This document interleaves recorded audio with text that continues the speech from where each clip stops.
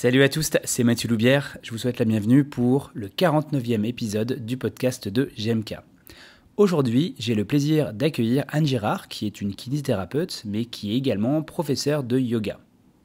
Vous l'aurez compris, nous allons aborder la thématique du yoga et de la kinésithérapie.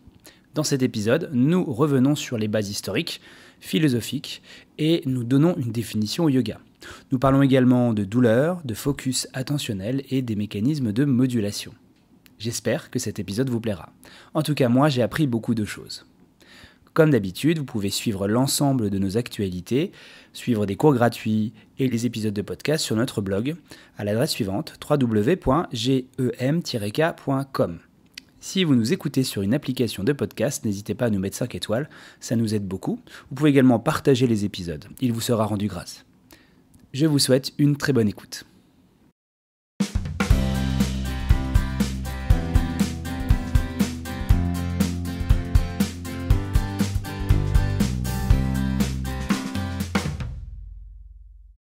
Salut à tous, salut à toutes, je suis vraiment très heureux de vous accueillir pour un nouvel épisode du podcast de GMK. Bienvenue pour ce 49e épisode, et oui, nous sommes bientôt rendus au 50e épisode. D'ailleurs, je vous annonce qu'il y aura une surprise, plusieurs surprises pour ce 50e épisode, un petit peu anniversaire, mais je vous en dirai pas plus, c'est le petit spoiler.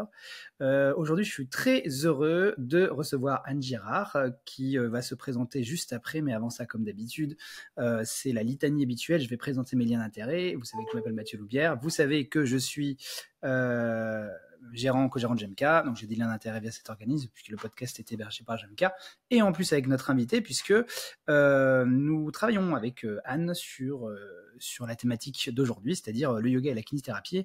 On organise même une formation au mois de juin à Dole. Si vous êtes intéressé, venez. Donc comme ça nous fait un lien d'intérêt, et c'est annoncé d'emblée sur ce thème qui est, ma foi, fort intéressant.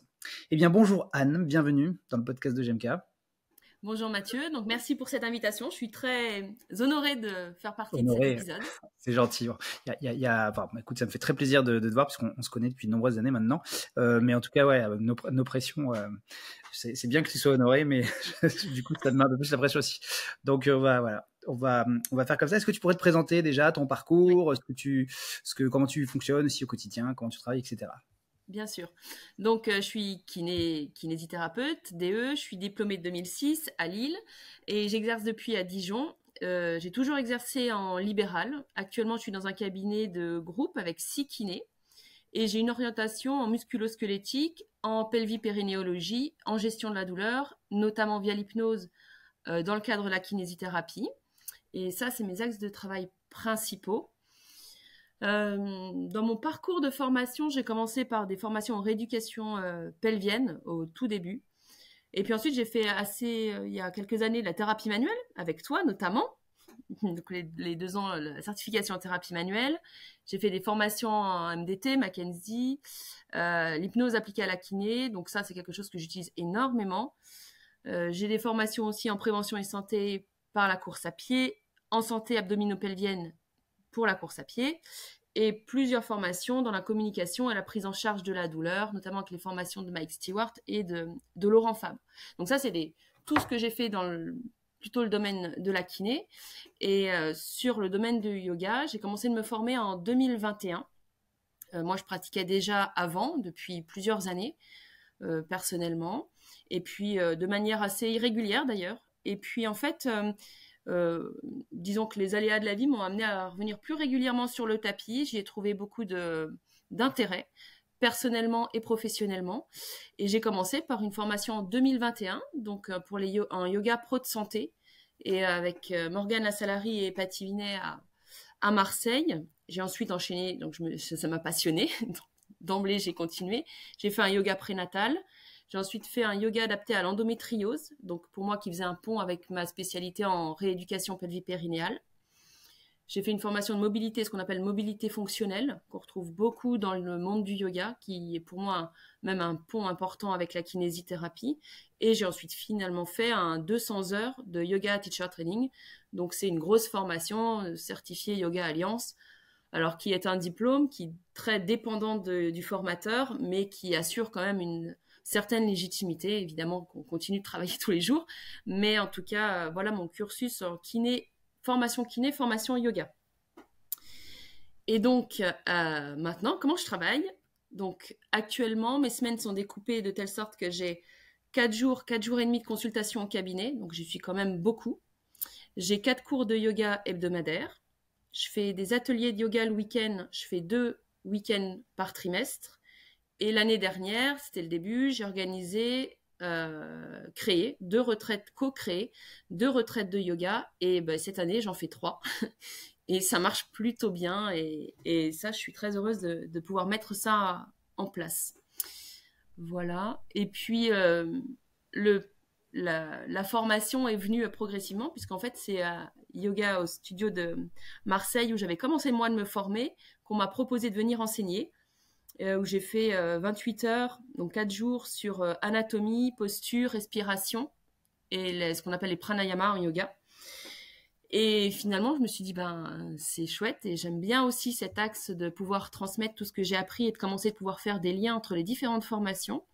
Et puis, la proposition pour faire cette formation cette année s'est présentée l'année dernière, au printemps, et donc, voilà où j'en suis actuellement. En parallèle, je fais aussi partie d'une association qui s'appelle le Réseau, qui est un réseau pluridisciplinaire de professionnels de santé qui sont formés au psychotrauma en Bourgogne. Donc ça, c'est assez récent. Mais voilà, je voulais en parler parce que c'est aussi l'occasion de pouvoir mieux prendre en soin les victimes de violences et de pouvoir les accompagner et surtout de pouvoir réorienter vers des professionnels qui sont formés à ces types de prise en charge. Voilà, c'est quelque chose que nous, on voit notamment en rééducation pelvipérinéale. Donc voilà tout ce que je fais actuellement. Donc, tu as un parcours, déjà, tu as un parcours riche et puis tu as une pratique qui est assez large, hein, puisque si j'ai bien compris, tu travailles en cabinet, tu vois des patients plutôt douleurs persistantes, si j'ai Oui. tout suivi ou pas. Ouais, voilà. Oui, oui. Et avec justement cette appétence pour le yoga dont on va parler. Hein. C'est aussi pour ça que je voulais en discuter avec toi aujourd'hui. Tu organises comment ta semaine, du coup, entre les cours de yoga, la pratique clinique, ça se passe comment? J'ai des cours de yoga du lundi au jeudi, un cours par jour. Et j'ai les consultations en journée autour. Le lundi, j'ai un cours sur le midi 2. Le mardi, c'est le matin. Le mercredi à 20 h, le jeudi à 18 h. Et le reste du temps, je suis en cabinet. J'ai que le mercredi matin ou le mercredi, une semaine sur 2, qui est off. Off. Tout est Et relatif, les cours de mais... yoga, c'est pour tes patients ou c'est pour... Ah non, c'est... Alors, pour tout le j'ai monde? des patients qui viennent au yoga, et c'est pas la majorité. C'est des gens souvent qui sont en dehors. Et alors, c'est majoritairement les gens qui viennent au yoga, c'est des gens qui sont professionnels de santé. D'accord, ok. Et ils viennent Pourquoi ça, tu sais? certainement parce que j'ai l'étiquette kiné, sans aucun doute. Parce que j'ai aussi beaucoup de gens qui viennent au yoga, qui ont eu des blessures, qui ont eu des opérations, qui ont eu certaines pathologies et qui savent que je peux les entendre, les accompagner, être vigilante par rapport aux contre-indications et une certaine adaptabilité des postures.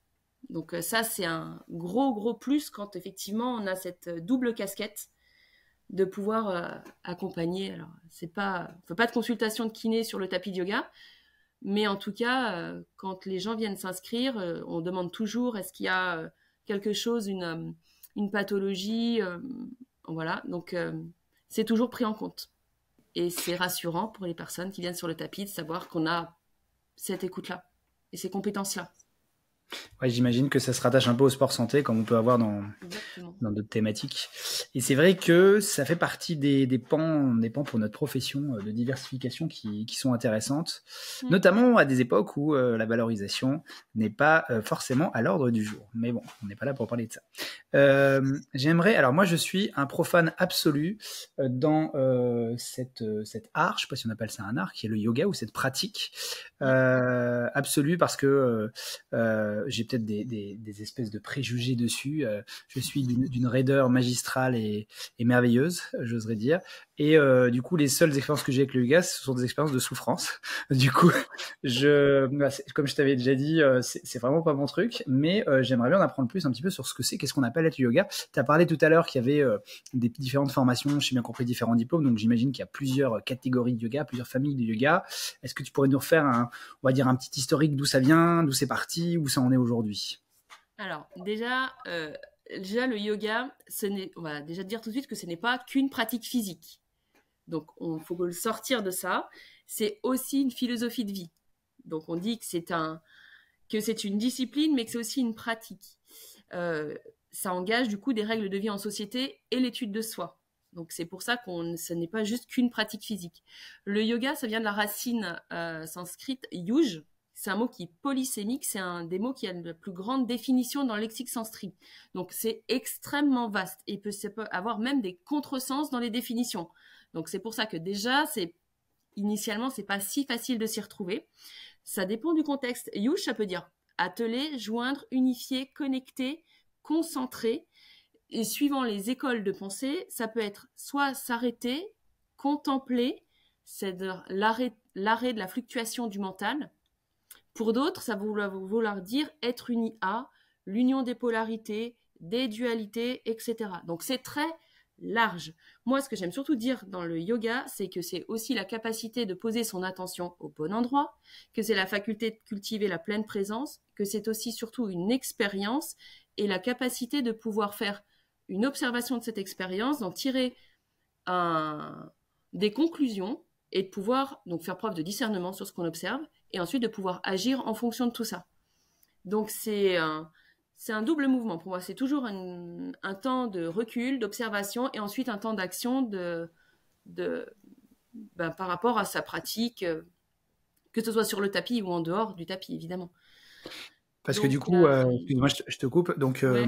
J'imagine qu'il y a plusieurs courants dans le yoga. Et est-ce qu'on peut créer une sorte de, soit un continuum, soit pas une dichotomie, mais on va être deux tendances, ou vraiment il y a de tout? Parce que dans ce que tu m'as dit, moi, ce que j'entends, enfin ce que je pense comprendre, c'est que d'un côté, il va y avoir le côté un petit peu centré sur soi, plutôt côté doux, et puis je sais aussi qu'il y a des formes très athlétiques, très physiques, des trucs très très très complexes. Donc comment on s'y retrouve quand on s'inscrit à un cours de yoga pour savoir quelle est la forme de yoga et de quoi il en retourne? Alors, le yoga qui est le plus traditionnellement utilisé, pratiqué, il est dérivé du Hatha Yoga. C'est un terme qu'on entend beaucoup, ouais. Voilà, c'est le yoga postural moderne, en gros, qui est rattaché aux exercices de respiration, donc de pranayama, et de méditation. Après, dérivé de ça, il va par exemple avoir le vinyasa, qui est une sorte de yoga qui est un peu plus dynamique, où les postures vont s'enchaîner plus rapidement. On va rechercher plus de la fluidité d'enchaînement dans les postures. Le hatha va être traditionnellement avec des postures tenues plus longtemps, qui vont du coup engager plus de conscience corporelle et de travail musculaire profond. Moi, je pratique du hatha yoga et du vinyasa, essentiellement. Savoir que si on met de la vitesse, forcément, on sera peut-être un peu moins à l'écoute de ce qu'on fait, un peu moins précis, et donc si on veut construire de la force musculaire, c'est peut-être pas le meilleur. Après, on peut aussi travailler le yoga sous l'idée de allier le souffle et le mouvement, et de travailler cette respiration, cette fluidité entre le souffle et le mouvement. Et ça aussi, c'est intéressant pour le coup. Après, c'est sûr qu'il y a d'autres types de yoga qui sont plus, ce qu'on pourrait dire, ésotériques, énergétiques, comme le Kundalini, où on parle d'énergie, etc. Clairement, c'est vraiment autre chose comme type de yoga. C'est pas ce que je pratique ou ce que je fais, mais c'est vrai que du coup, il peut y avoir une multitude de yoga, et là, je t'en parle de 3, 4, mais en fait, c'est énorme tout ce qu'on peut y avoir. Il peut y avoir du yin yoga, du yoga nidra, c'est le yoga du sommeil. Il y a du yoga Bikram, pratiqué sur des salles surchauffées, c'est un peu marketing, on va pas se cacher. Il y a énormément de noms de yoga et de pratiques différentes, et derrière tout ça, évidemment, il y a aussi maintenant du marketing. Voilà. Est-ce que moi ça me rappelle beaucoup alors d'un truc que je connais bien puisque je pratique et j'ai pratiqué beaucoup le karaté, et en karaté on est un martial, j'entends un discours martial dans ce que tu me dis, c'est-à-dire que il y a une forme de mouvement, une forme de philosophie, et puis derrière il y a des courants qui se sont détachés de cette philosophie là, et ça me donne cette impression. Est-ce que c'est quelque chose qui peut être attaché à ce qu'on retrouve dans les arts martiaux par exemple? Oui, tout à fait. Ouais, tout à fait. Et d'ailleurs, j'ai un pratiquant régulier qui pratique les arts martiaux à côté et qui retrouve les mêmes parallèles. On dit dans le monde du yoga souvent que le yoga, c'est comme la pizza.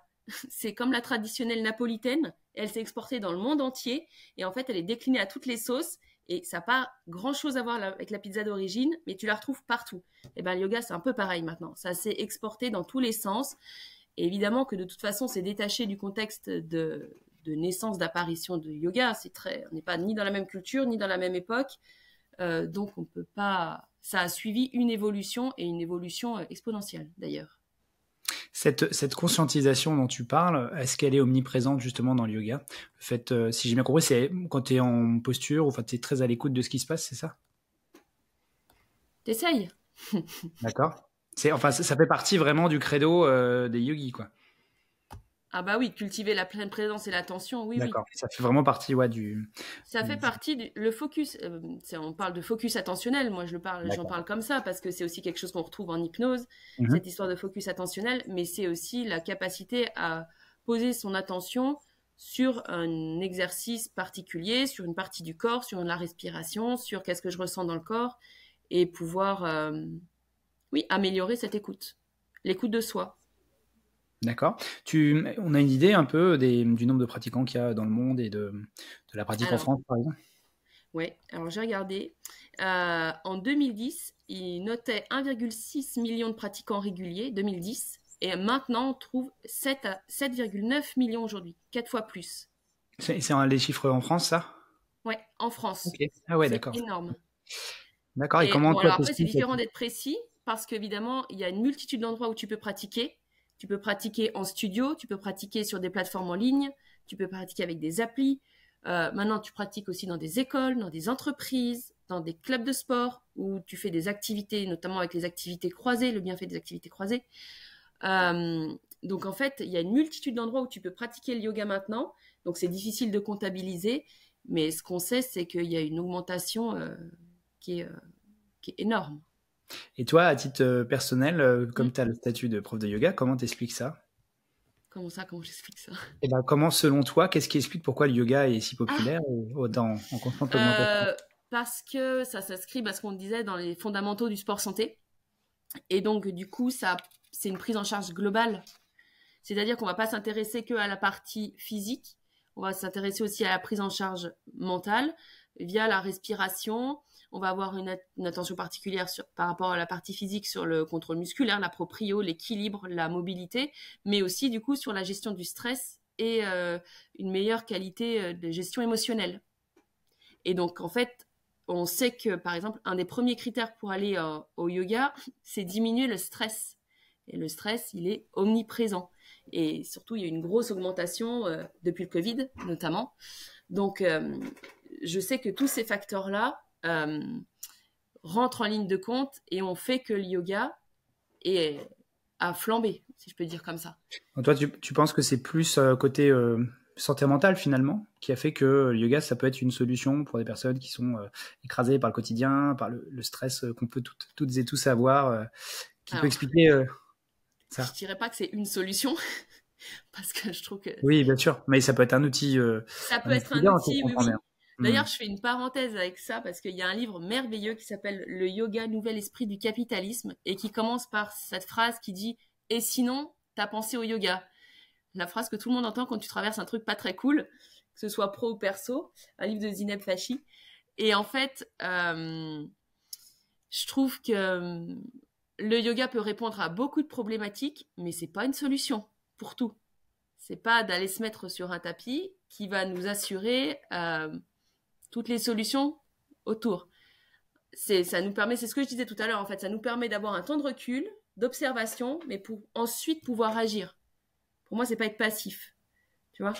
Donc, si ça marche très bien, je pense que beaucoup l'entendent comme une solution aux problèmes sociétaux, mais ça doit pas s'arrêter là.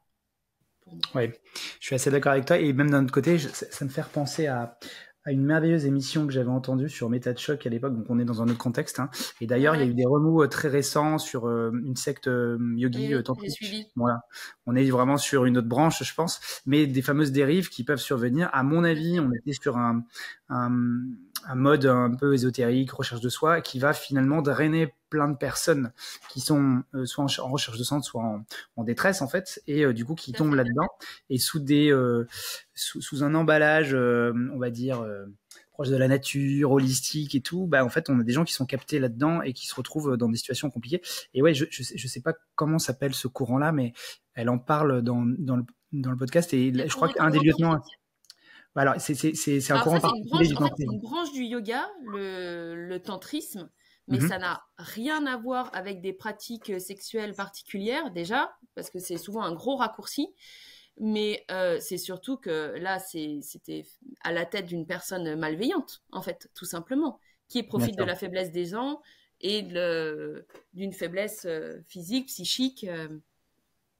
Tiens, je vais me faire Les l'avocat gens du se sont diable parce prises, que en fait. je vais me faire l'avocat Il faut du garder, diable. dans toutes ces pratiques-là, il faut garder le discernement. Ah, je vais me faire l'avocat du diable parce que j'aime bien aller sur ces terrains-là souvent. Ah, je me Est-ce doute. que, est-ce que, parce que moi je suis plutôt si on devait avoir un échiquier de positionnement, tout ça, moi je suis plus un EBP mais modéré quoi. Mm. Et j'ai toujours la crainte de ces thérapeutiques parce que parfois le yoga peut être utilisé comme une thérapeutique, que Ouais. justement il y a un glissement pour certains patients, notamment les douloureux persistants qui se retrouvent finalement dans une situation où le monde de la santé n'a pas de solution pour eux la plupart du temps parce qu'en fait on est toujours sur un modèle très biomédical et finalement les seules personnes qui les écoutent, qui prennent le temps de les écouter, qui prennent le temps de leur proposer une solution ou un prêt-à-penser, un prêt-à-porter solutionnel, c'est ces courants justement qui sont ouverts sur le lisme parce que justement on est à l'écoute de l'autre et à l'écoute de soi. Et je me dis, est-ce que à des moments il n'y a pas une perte de chance aussi, tu vois? Mais j'ai pas la réponse, mais c'est parce que vraiment je veux me faire l'avocat du diable de ces courants un Bah, peu extrémistes. ce qui est sûr, c'est que pour moi, quand on va dans un studio de yoga, c'est vérifier qui donne le cours, tout simplement, quel style de yoga c'est, se rappeler que le yoga, ce n'est pas une religion, ce n'est pas une thérapie exclusive, et ce n'est pas non plus un style ou une mode. Mais quand je dis c'est pas une thérapie exclusive, ça c'est sûr. Enfin, je veux dire, on ne peut pas prétendre soigner uniquement avec le yoga. C'est un complément aux autres pratiques. Et c'est pas du tout à opposer avec une médecine conventionnelle, Bien pour sûr. moi. Et du coup, il faut vraiment mettre de la vigilance et faire de l'éducation aux patients, puisqu'on est aussi dans le monde de la santé. Quand nos patients ils nous disent je fais du yoga, ok, vous faites ça où, comment ça se passe, et peut-être vérifier dans quel contexte. Voilà. Après, je pense C'est que ça reste aussi. extrêmement minoritaire, hein, ce que j'exprime, hein. Ouais, Mais ça peut mais il y a des glissements faciles quand même. oui, je pense que ça peut glisser. Et justement, j'ai oublié ma question, c'est quelque chose qui m'arrive souvent, euh, mais ça va me revenir. L'idée, non, ça va pas me revenir, mais c'est pas grave. Tu nous as parlé des bienfaits pour les individus, donc on a compris que c'était très intéressant pour la proprioception, finalement pour des choses physiques, proprioception, j'imagine force, Oui. équilibre, etc.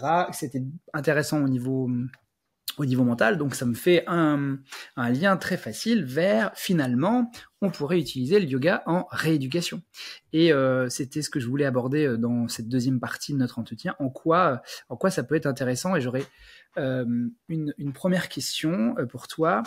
Tu vas être très bien placé pour répondre. Pourquoi, selon toi, le yoga peut être utilisé dans le cadre de la rééducation? Il va pouvoir être utilisé déjà. Donc, ce qu'on a dit avant par rapport à ses bienfaits, c'est-à-dire l'amélioration de la mobilité, de la conscience corporelle, le travail de l'équilibre, de la proprioception et la gestion de la douleur et de la réduction du stress. Notamment, on prend en charge quand même la qualité de vie globale, qui va aussi prendre en compte, par exemple, la qualité du sommeil, la qualité du sommeil. Enfin, je pense à la qualité de vie globale. Et en fait, le yoga, ça va permettre de faire un changement de focus attentionnel. C'est-à-dire qu'on sait que ce changement de focus attentionnel, c'est un des mécanismes de modulation de la douleur. Et donc ça, c'est hyper intéressant pour pouvoir ensuite réenclencher un mouvement différent. On sait que la douleur, en fait, ça passe par l'émotion, qu'il faut donc rassurer, redonner confiance et proposer des stratégies pour changer les comportements et donc donner de nouvelles compétences au mouvement. Et donc, quand on va amener le yoga avec toute ce bel emballage, j'ai envie de dire, mais en tout cas, il y a quand même de ça dans l'idée derrière. On va quand même amener cet outil pour créer derrière de nouvelles cartes neuronales, de nouveaux chemins, de nouvelles connexions et avoir une prise en charge plus globale. Et même si je veux, par exemple, je sais pas, solliciter une épaule, je vais aller chercher une posture de yoga où il y aura une mobilité d'épaule que je souhaite rechercher. Je vais l'inclure dans une petite routine qui va mettre en mouvement le corps en entier. Je vais inclure certainement de la respiration avant pour pouvoir aller réguler le système nerveux. Ça, c'est un truc qu'on adore faire. Moi, j'adore travailler aussi la respiration. Donc, différents outils pour travailler la respiration, la gestion du stress. Et donc, on va faire une petite routine très brève que les gens vont pouvoir refaire chez eux, mais qui vont pouvoir refaire chez eux le matin, qui vont pouvoir aussi retravailler peut-être dans leur journée, juste quelques respirations. Ça fait partie du yoga, puisque le yoga n'est pas que postural. Et peut-être qu'ils auront d'autres postures où ils savent que s'ils sont plus douloureux, ils pourront les faire parce que ce sera plus soft. Mais du coup, ça permet une grande variation. Et moi, mes patients, je me rends compte que je donne énormément d'exercices de posture de yoga, donc sur la pratique d'asana, de posture, et de pranayama. Et tout ce qu'on fait, tout ce qu'on pourrait associer à de la méditation, ou en tout cas du placement du focus attentionnel. J'insiste sur ce mot. Pour moi, c'est pas de la concentration, c'est un focus attentionnel. C'est pas la même chose. Pour moi, la concentration, tu réduis ton champ de vision, alors que l'attention, ton focus attentionnel, c'est comme si tu regardais un grand tableau et tu as la capacité d'aller voir les couleurs qui sont en haut à droite, mais tu n'oublies pas tout le tableau qui se passe, quoi. Alors que la concentration, tu vas vraiment réduire et oublier tout ce qui se passe autour. Ce qui peut être intéressant dans certains cas, mais moi, je les fais travailler surtout avec ça, en tout cas. Et de pouvoir du coup faire aussi, à notre point, faire grandir leur conscience corporelle. Parce que souvent, il n'y a pas ou peu de conscience corporelle. Et dans les cours de yoga, alors par le coup, je ne suis plus avec les patients, mais j'utilise volontairement des termes anatomiques. Je vais donner des images, mais la phrase d'après, je vais donner le vrai terme anatomique pour que ça fasse partie de l'éducation, en fait. Et voilà, c'est fini pour aujourd'hui. Retrouvons-nous dans 2 semaines pour la suite de cet échange.